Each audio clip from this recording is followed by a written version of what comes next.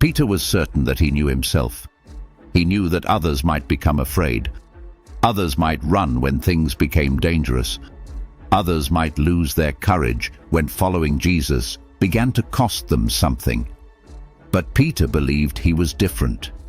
He had walked with Jesus for years. He had listened to his voice on long roads and quiet evenings. He had watched crowds gather around him. He had seen sick people carried toward Jesus and walk away healed.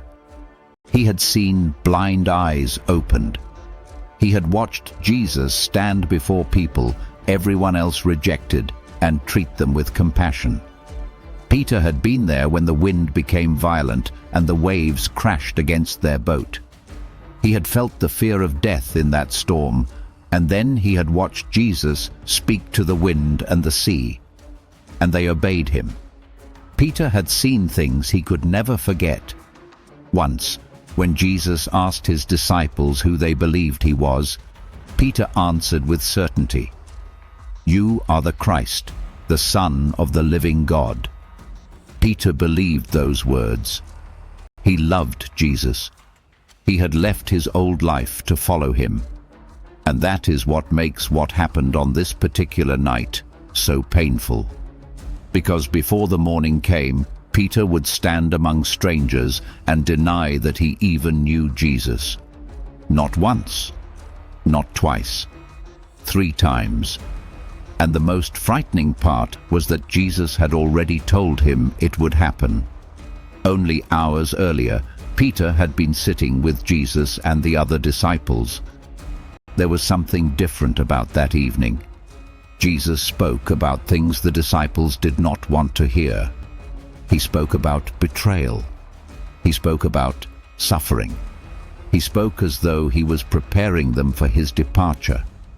The disciples did not fully understand what was happening. Then Jesus told them that they would fall away because of him. Peter could not accept it. Maybe the others would run. Maybe the others would become frightened. But not Peter. He looked at Jesus and said that even if everyone else fell away, he never would. He meant it. Peter was not trying to impress Jesus. At that moment, he truly believed that there was nothing powerful enough to make him abandon his Lord. But Jesus knew something about Peter that Peter did not yet know about himself. Jesus told him that before the rooster crowed, Peter would deny him 3 times. Peter must have struggled even to imagine it. Deny Jesus. How could he? After everything they had experienced together, after everything he had seen. Peter answered even more strongly, "Even if I must die with you, I will not deny you." Those words sounded courageous, and perhaps Peter believed courage was something he possessed permanently. But courage is easy to promise when the danger has not yet arrived. That night, danger arrived. Jesus went with his disciples to Gethsemane. There, Jesus prayed. The weight of what was approaching was upon him. Peter was nearby, but he did not understand the full significance of those final hours. Then the darkness changed. Men were approaching. Torches moved through the night. There were soldiers and guards, and among them was a familiar face. Judas, one of their own. Judas approached Jesus and betrayed him with a kiss. Suddenly, everything became real. This was no longer Jesus warning them about something that might happen in the future. They had come to arrest him. Peter reacted immediately. He drew a sword. He struck the servant of the high priest and cut off his ear. For those few moments, Peter looked exactly like the man he had claimed to be. He was ready to fight. He was ready to defend Jesus. Perhaps he even believed this was the moment when he would prove that his promise had been true. But Jesus stopped him. This was not how Jesus would be saved. This was not a battle Peter could win with a sword. According to Luke, Jesus touched the wounded servant and healed him. Then Jesus allowed himself to be arrested. The disciples saw him being taken away, and they fled. Peter fled too. The man who had said that he was willing to die with Jesus disappeared into the darkness. But Peter could not simply go home. Something kept pulling him back. So he followed. But he did not follow as he had followed before. He followed at a distance, close enough to know where they were taking Jesus, far enough that perhaps no one would notice that he belonged to him. Jesus was taken to the house of the high priest. Peter eventually entered the courtyard. The night was cold. A fire had been made and people gathered around it. Peter joined them. Imagine what must have been happening inside him. Jesus was somewhere nearby. The man Peter had followed for years was being questioned. Peter did not know what they would do to him. He did not know whether the disciples would be hunted next. He did not know whether someone had seen him draw his sword in the garden. So Peter sat near the fire and tried to disappear among the people. Then someone looked at him. A servant girl. She studied his face, and she recognized him. "You also were with Jesus the Galilean." The words were simple. But to Peter, they may have sounded like a death sentence. People were around him. He had no idea who was listening. He had no idea what would happen if he admitted the truth. Only hours earlier, he had promised that he would die with Jesus. Now, he was being given an opportunity to say something far easier. "Yes, I know him. Yes, I am one of his disciples. Yes, I was with him." But Peter became afraid, and he denied it. "I do not know what you mean." The words left his mouth. The first denial. Perhaps there was an immediate feeling of shame. Perhaps Peter told himself that he had only said it because he needed to remain there. Perhaps he thought he could still make things right. We are not told what he thought. We only know that he moved away toward the entrance. But he could not escape recognition. Another servant girl saw him. She spoke to those around her. This man was with Jesus of Nazareth. Now it was no longer one person asking Peter quietly. Others were hearing. Others were looking. The fear grew, and Peter denied Jesus again. This time he denied him with an oath. "I do not know the man." Think about those words. I do not know the man. Peter knew him. He knew the sound of his voice. He knew the way Jesus taught. He knew what it was like to sit beside him. He knew what it was like to watch him pray. He knew what it was like to see him heal. He knew what it was like to hear Jesus call his name. He had watched Jesus do things that Peter had never imagined possible. He had called him the Son of God. And now, beside a fire, Peter was saying that he did not know the man. Jesus was somewhere nearby. Peter remained in the courtyard. Time passed. Perhaps Peter hoped the questions were finished. But about an hour later, people confronted him again. They were certain now. Peter was Galilean. Even his speech was giving him away. Then came something even more frightening. According to the Gospel of John, one of the men there was a relative of the servant whose ear Peter had cut off. The man asked Peter whether he had seen him in the garden with Jesus. This was no longer a vague suspicion. Someone may have actually recognized him. Peter panicked. He began to swear. He insisted that he did not know Jesus. And then, almost immediately, a rooster crowed. For everyone else in that courtyard, it may have been nothing more than the sound of morning approaching. For Peter, It was the sound of his world collapsing, because suddenly he remembered. The words Jesus had spoken only hours before returned to him. "Before the rooster crows, you will deny me 3 times." Peter had believed that Jesus was wrong about him. Now he knew Jesus had been right.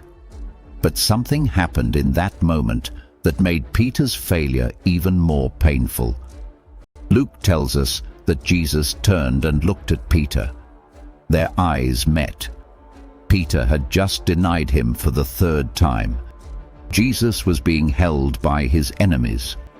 Peter was standing among strangers pretending that he had never known him. And Jesus looked at him.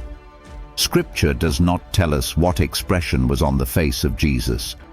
It does not tell us what Peter saw in his eyes, so we should not invent it. But we know what Peter remembered. He remembered the warning. He remembered his promise. He remembered saying that he was willing to go to prison with Jesus. He remembered saying that he was willing to die with him. And now Jesus was the prisoner while Peter was trying to save himself. There was nothing Peter could say. There was nothing he could do to take back those 3 denials. The rooster had already crowed. The words had already been spoken. Peter left the courtyard, and he wept bitterly. The man who had once been so certain of his own courage was broken. He had failed in the exact way Jesus had warned him that he would fail. And soon Jesus would be crucified. Imagine carrying that memory. Imagine remembering the last look. Imagine wondering whether you would ever have the opportunity to say what you should have said beside that fire. Yes, I know him. Yes, I love him. Yes, I am his disciple. But the moment was gone. Jesus was condemned. He was mocked. He was beaten. And he was taken to the cross. Peter could not return to that night. He could not make the rooster silent. He could not erase his words. For a time, Peter's story must have seemed ruined. But Jesus had said something to Peter before the denial that Peter may not have fully understood. Jesus had warned Peter that he would be tested. Then he told Peter that he had prayed for him. And Jesus said something remarkable. "When you have turned again, strengthen your brothers." Jesus knew Peter would fall, but Jesus was already speaking about what Peter would do after he returned. Peter believed his failure would never happen. Jesus knew it would. And Jesus also knew that Peter's failure would not be the end of his story. Then came the resurrection. The tomb was found empty. Jesus was alive. Peter saw the risen Jesus. The man Peter had denied was standing before him again. And sometime later, Peter and several disciples were beside the Sea of Galilee. They had been fishing. As morning came, they saw someone standing on the shore. It was Jesus. When the disciples came ashore, they found a fire. Jesus had prepared food for them. And after they had eaten, Jesus spoke to Peter. "Simon, son of John, do you love me?" Peter answered, "Yes, Lord, you know that I love you." Jesus told him to feed his lambs. Then Jesus asked him again, "Simon, son of John, do you love me?" Again Peter answered, "Yes, Lord, you know that I love you." Jesus told him to tend his sheep. Then Jesus asked a 3rd time, "Simon, son of John, do you love me?" Peter was grieved. 3 times Jesus had asked. And Peter answered, "Lord, you know everything. You know that I love you." Jesus told him to feed his sheep. Then Jesus gave Peter an invitation. "Follow me." Those words mattered, because Jesus was speaking to the man who had denied him. Jesus knew everything. He knew every word Peter had spoken in the courtyard. He knew about the fear. He knew about the oath. He knew about the third denial. He knew about the tears. And still Jesus said, "Follow me." Peter was not restored because his denial did not matter. It mattered. It broke him. But his worst moment was not stronger than the grace of Jesus. And the Peter we meet later is different. In the book of Acts, Peter stands before crowds and speaks openly about Jesus. The man who once became frightened when a servant girl recognized him now publicly declares the name he once denied. Something had changed. Peter no longer needed to believe that he was incapable of failure. He already knew what he was capable of. He had discovered how quickly confidence could collapse. He had discovered how powerful fear could become. But Peter had also discovered something greater. He had discovered that Jesus knew his weakness before Peter knew it himself. And Jesus had not abandoned him. Maybe you understand Peter more than you would like to admit. Maybe there was a time when you thought your faith was stronger than it really was. Maybe you promised God something and later failed. Maybe fear made you silent when you should have spoken. Maybe you walked away from something you once said you would never abandon. Maybe you carry a memory that still makes you ashamed. And perhaps you wonder whether God looks at you only through the worst thing you have ever done. If Peter's story ended at the rooster's crow, perhaps that fear would make sense. But it did not end there. There was another morning. There was another fire. There was another conversation. And there was a risen Jesus standing before a man who had failed him. Jesus did not ask Peter to pretend the courtyard had never happened. He did not tell Peter that his denial was unimportant. Instead, he restored him and called him forward. Peter's failure became part of his story. It did not become the conclusion of his story. That night, Peter learned something painful about himself. He learned that loving Jesus did not make him immune to fear. He learned that confidence in himself was not enough. He learned that a man could sincerely believe he would never fall and still find himself weeping outside a courtyard hours later. But eventually, Peter learned something about Jesus too. Jesus had known everything beforehand. He knew about the first denial before Peter spoke it. He knew about the second. He knew about the third. He knew about the rooster. He knew about Peter's tears.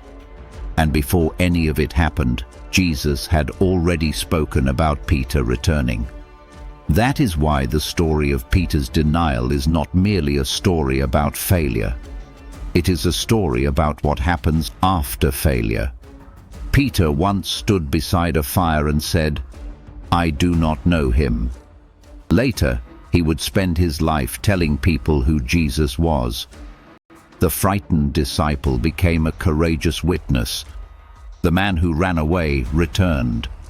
The man who denied Jesus was restored by Jesus. And perhaps the most powerful part of Peter's story is not that he eventually became fearless. It is that Jesus knew exactly who Peter was. He knew his devotion. He knew his impulsiveness. He knew his courage. He knew his weakness. He knew the promises Peter would keep. And he knew the promise Peter would break before the night was over. Yet Jesus called him. Jesus prayed for him. Jesus restored him. And Jesus still gave him a purpose. So when you remember Peter, do not remember only the rooster. Do not remember only the courtyard. Do not remember only the man who said 3 times that he did not know Jesus. Remember the shore. Remember the risen Christ. Remember Peter standing before the one he had denied. and remember the words Jesus gave him after everything that had happened. Follow me. Because the night Peter denied Jesus 3 times was terrible. But it was only one night. It was not the end of Peter. And sometimes the chapter you are most ashamed of is not the chapter where God decides your story is finished.